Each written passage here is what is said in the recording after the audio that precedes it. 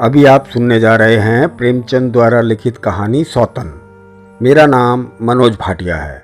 चलिए शुरू करते हैं कहानी सौतन। जब रजिया के 2-3 बच्चे होकर मर गए और उम्र ढल चली तो रामू का प्रेम उससे कुछ कम होने लगा और दूसरे ब्याह की धुन सवार हुई। आए दिन रजिया से बकझक होने लगी। रामू एक न एक बहाना खोजकर रजिया पर बिगड़ता और उसे मारता और अंत में वह नई स्त्री ले ही आया। इसका नाम था दासी। चंपई रंग था, बड़ी बड़ी आंखें, जवानी की उम्र। पीली कुशांगी रजिया भला इस नवयौवना के सामने क्या जचती। फिर भी वह जाते हुए स्वामित्व को जितने दिन हो सके अपने अधिकार में रखना चाहती थी। तिगड़ते हुए छप्पर को धुनियों से संभालने की चेष्टा कर रही थी। इस घर को उसने मर मर कर बनाया है, उसे सहज ही में नहीं छोड़ सकती। वह इतनी बेसमझ नहीं है कि घर छोड़कर चली जाए और दासी राज करे। एक दिन रजिया ने रामू से कहा, मेरे पास साड़ी नहीं है, जाकर ला दो। रामू उसके एक दिन पहले दासी के लिए अच्छी सी चुनरी लाया था। रजिया की मांग सुनकर बोला, मेरे पास अभी रुपया नहीं है। रजिया को साड़ी की उतनी चाह ना थी जितनी रामू और दसिया के आनंद में विघन डालने की। बोली, रुपए नहीं हैं तो कल अपनी चहेती के लिए चुनरी क्यों लाए? चुनरी के बदले उसी दाम में 2 साड़ियाँ लाते तो एक मेरे काम ना आ जाती। रामू ने स्वेच्छा भाव से कहा, मेरी इच्छा जो चाहूँगा करूँगा, तू बोलने वाली कौन है? अभी उसके खाने खेलने के दिन हैं, तू चाहती है उसे अभी से नून तेल की चिंता में डाल दूँ? यह मुझसे ना होगा। तुझे ओढ़ने पहनने की साध है तो काम कर। भगवान ने क्या हाथ पाँव नहीं दिए? पहले तो घड़ी रात उठकर काम धंधे में लग जाती थी, अब उसकी ढाह में पैर दिन तक पड़ी रहती है। तो रुपए क्या आकाश से गिरेंगे? मैं तेरे लिए अपनी जान थोड़े ही दे दूंगा। रजिया ने कहा, तो क्या मैं उसकी लोंडी हूँ कि वह रानी की तरह पड़ी रहे और मैं घर का सारा काम करती रहूँ? इतने दिनों छाती फाड़ कर काम किया, उसका यह फल मिला, तो अब मेरी भला काम करने जाती है। मैं जैसे रखूँगा तुझे वैसे ही रहना पड़ेगा। मेरी इच्छा होगी तो रहूंगी, नहीं तो अलग हो जाऊंगी। जो तेरी इच्छा हो कर, मेरा गला छोड़। अच्छी बात है, आज से मैं तेरा गला छोड़ती हूं, समझ लूंगी विधवा हो गई।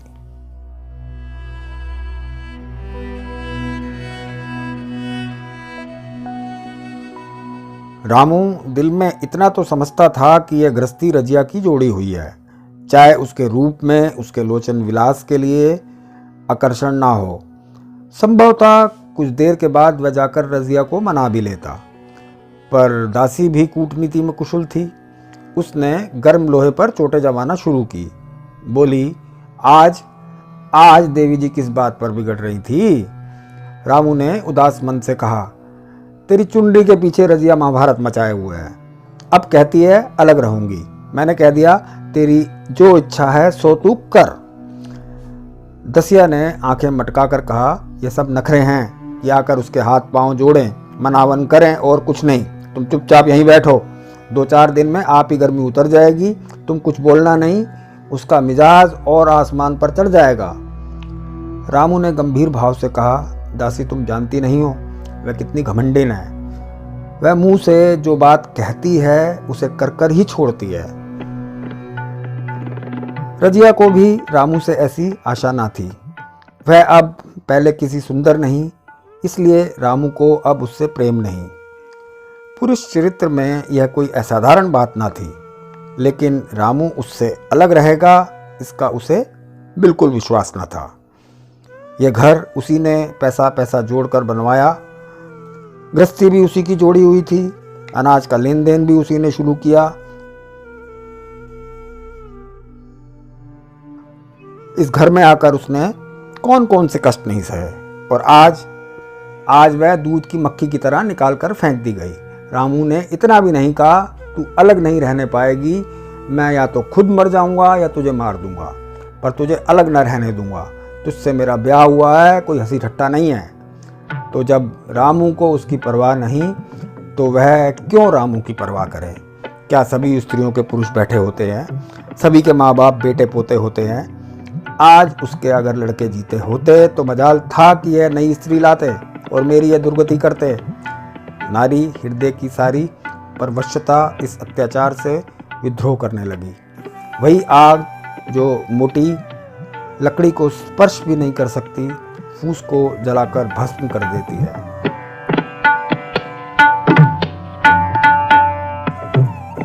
दूसरे दिन रजिया एक दूसरे गांव में चली गई। उसने अपने साथ कुछ न लिया। जो साड़ी उसकी देह पर थी वही उसकी सारी संपत्ति थी। विधाता ने उसके बालकों को उससे पहले ही छीन लिया था, आज घर भी उससे छीन लिया। रामू उस समय दासी के साथ बैठा हुआ आमोद विनोद कर रहा था।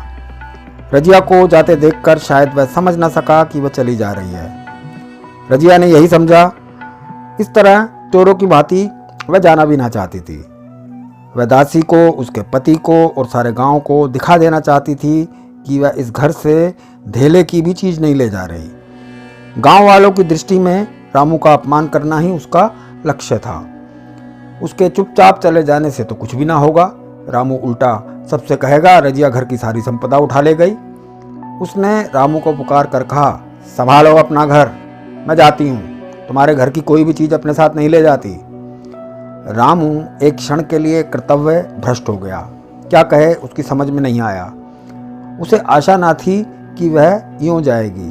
उसने सोचा था जब वह घर ढोकर ले जाने लगेगी तब वह गांव वालों को दिखाकर उनकी सहानुभूति प्राप्त करेगा। अब क्या करे। दसिया बोली, जाकर गांव में ढिंढोरा पीट आओ, यहाँ किसी का डर नहीं है। तू अपने घर से लेकर ही क्या आई थी जो कुछ लेकर जाओगी।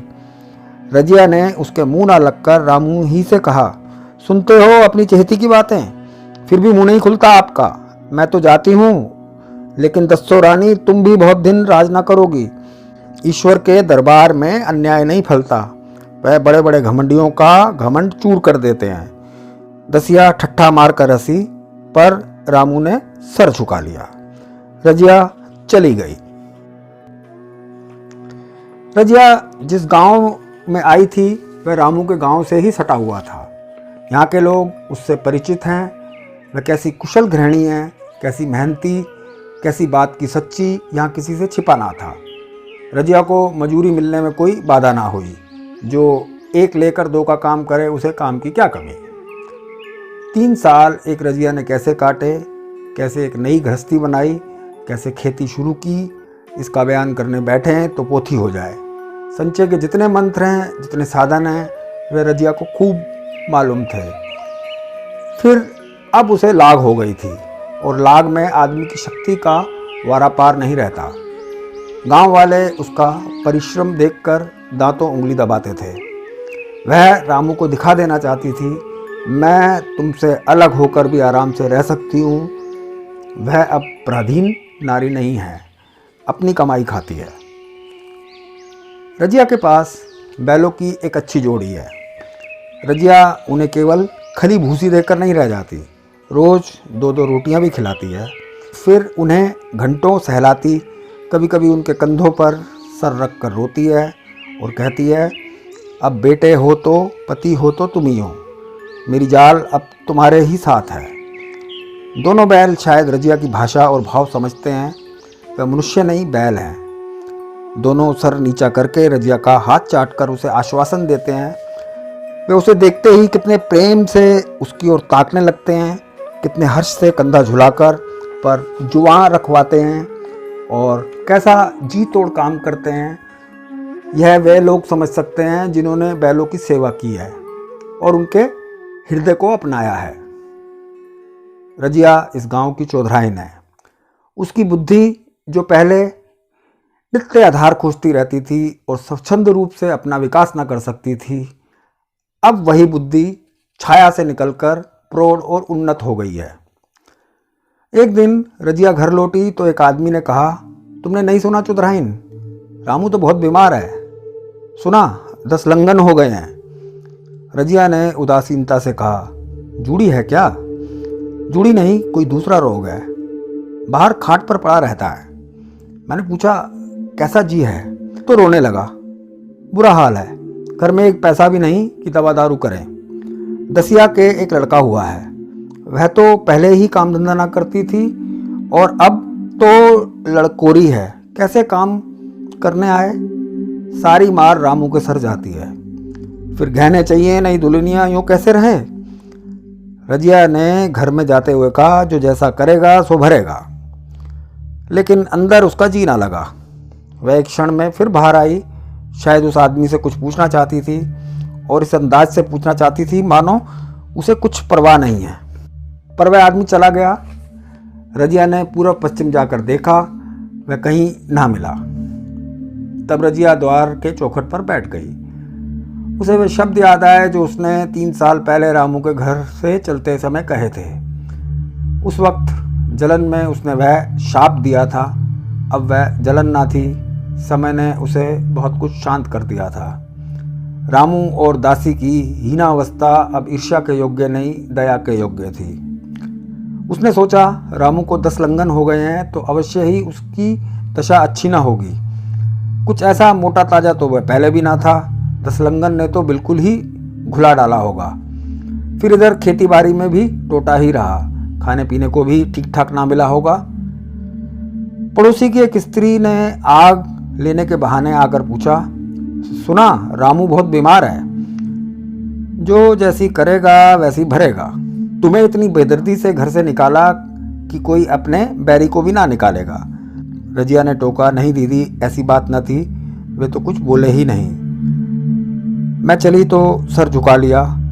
दसिया के कहने में आकर वह चाय जोकर बैठे, यूँ मुझे कभी कुछ नहीं कहा। किसी की बुराई क्यों करूं?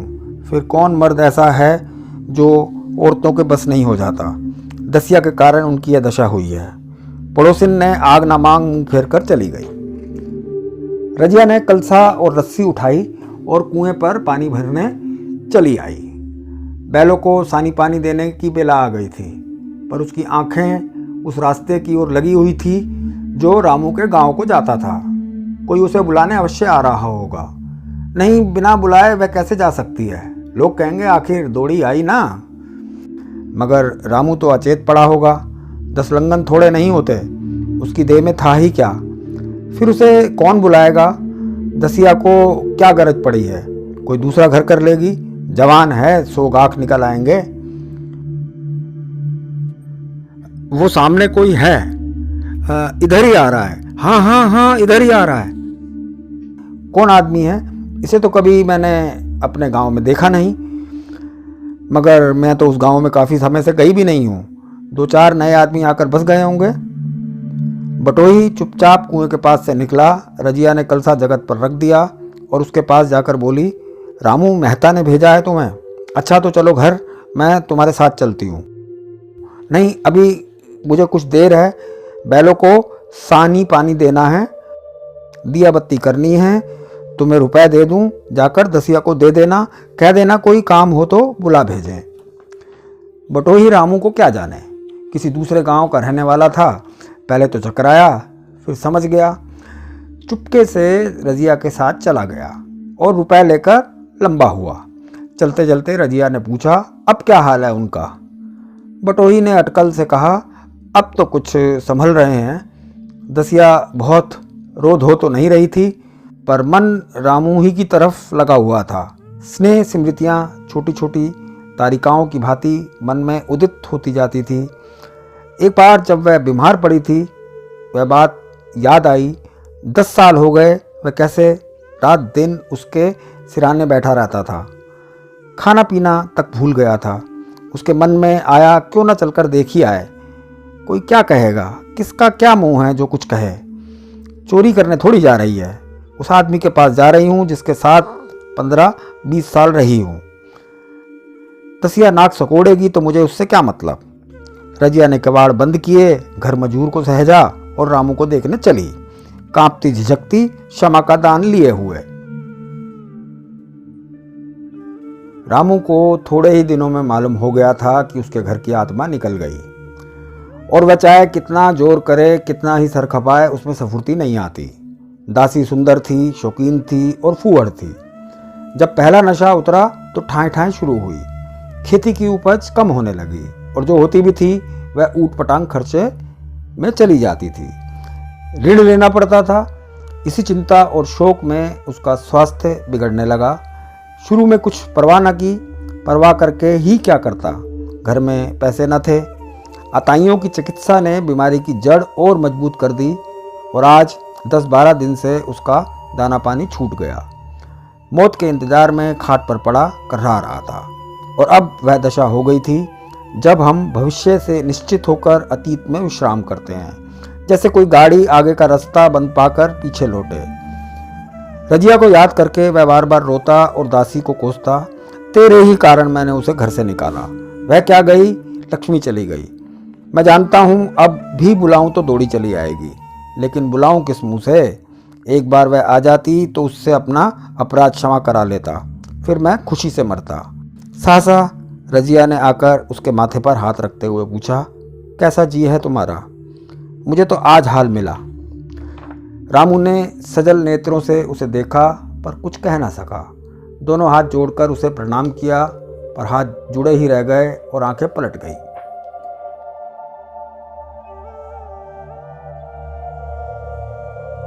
लाश घर में पड़ी थी। रजिया रोती थी, दसिया चिंतित थी। घर में रुपए का नाम नहीं था। लकड़ी तो चाहिए ही, उठाने वाले भी जलपान करेंगे ही। कफन के बगैर लाश उठेगी कैसे? 10 से कम का खर्चा ना था। घर में 10 पैसे भी नहीं थे। उसने चौधरी के लड़के को बुलाकर कहा, देवर जी यह बेड़ा पार कैसे लगे? गांव में कोई धेले का भी विश्वास करने वाला नहीं। मेरे गहने हैं, चौधरी से कहो इन्हें गिरवी रखकर आज का काम चलाएं, फिर भगवान मालिक है। रजिया से क्यों नहीं मांग लेती? सहसा रजिया आंखें पोंछती हुई आ निकली। कान में भनक पड़ी, पूछा, क्या है जोखू, क्या सलाह कर रहे हो? अब मिट्टी उठाओगे कि सलाह की वेला है? हाँ, उसी का सरंजाम कर रहा हूँ। रुपए पैसे तो यहाँ होंगे नहीं, बीमारी में खर्च हो गए होंगे। इस बिचारी को तो बीच मझधार में लाकर छोड़ दिया। तुम लपक कर उस घर चले जाओ, कौन दूर है, कुंजी लेते जाओ। मजूर से कहना भंडार से 50 रुपये निकाल दे, कहना ऊपर की पटरी पर रखे हैं। वह तो कुंजी लेकर चला गया। इधर दसिया रजिया के पांव पकड़कर रोने लगी। बहनापे के ये शब्द उसके हृदय में पैंठ गए। उसने देखा रजिया में कितनी दया, कितनी क्षमा है। रजिया ने उसे छाती से लगाकर कहा, क्यों रोती है बहन? वह चला गया, मैं तो हूँ। किसी बात की चिंता ना कर। इसी घर में हम और तुम दोनों उसके नाम पर बैठेंगी। मैं वहाँ भी देखूंगी, यहाँ भी देखूंगी। धाप भर की बात ही क्या। कोई तुमसे गहने पाते मांगे तो मत देना। दसिया का जी होता था सर पटक कर मर जाए। इसे उसने कितना जलाया, कितना रुलाया और घर से निकाल दिया।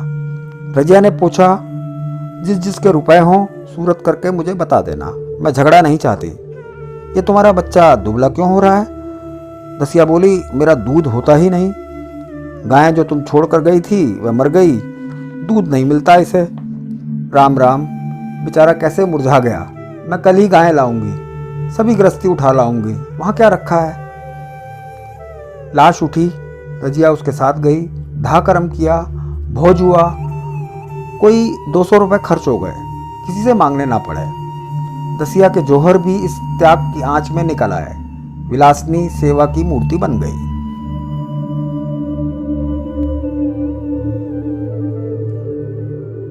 आज रामू को मरे 7 साल हुए हैं। रजिया घर संभाले हुए है। दसिया को वह सौत नहीं बेटी समझती है। पहले उसे पहनाकर तब आप पहनती है, उसे खिलाकर आप खाती है। जोखू पढ़ने जाता है, उसकी सगाई की बातचीत पक्की हो गई। इस जाति में बचपन में ही ब्याह हो जाता है। दसिया ने कहा, बहन गहने में बनवाकर क्या करोगी? मेरे गहने तो धरे ही हैं। रजिया ने कहा, नहीं री, इसके लिए नए गहने बनवाऊंगी। अभी तो मेरा हाथ चलता है, जब थक जाऊं तो जो चाहे करना। तेरे अभी पहनने ओढ़ने के दिन है, तू अपने गहने रहने दे। नाइन ठकुर सुहाती करके बोली, आज जोखू के बाप होते तो कुछ और ही बात होती। रजिया ने कहा, वे नहीं है तो क्या हुआ, मैं तो हूँ। वे जितना करते मैं उसका दुगना करूँगी। जब मर जाऊँ तब कहना जोखू का बाप नहीं है। ब्याह के दिन दसिया को रोते देखकर रजिया ने कहा, बहू तुम क्यों रोती हो? अभी तो मैं जीती हूँ, घर तुम्हारा है, जैसा चाहे रखो। मुझे एक रोटी दे देना बस, और मुझे क्या करना है? मेरा आदमी मर गया, तुम्हारा तो अभी जीता है। दसिया ने उसकी गोद में सर रख दिया और खूब रोई। जीजी तुम मेरी माता हो, तुम ना होती तो मैं किसके द्वार पर खड़ी होती। घर में तो चूहे लौटते थे। उसके राज में मुझे दुख ही दुख उठाने पड़े। सुहाग का सुख तो मुझे तुम्हारे राज में मिला। मैं दुख से नहीं रोती हूँ भगवान की दया पर कि कहाँ मैं और कहाँ यह खुशहाली। रजिया मुस्कुराकर रो दी। दोस्तों, हम उम्मीद करते हैं कहानी आपको पसंद आई होगी। कहानी को आप अपने दोस्तों के साथ, परिवार के अन्य सदस्यों के साथ शेयर कीजिए, लाइक कीजिए और हमारे चैनल को सब्सक्राइब कीजिए। और हाँ, मेरा नाम है मनोज भाटिया। आते रहिएगा। लाइफ झरोके पर कहानियों का सिलसिला यूं ही चलता रहेगा।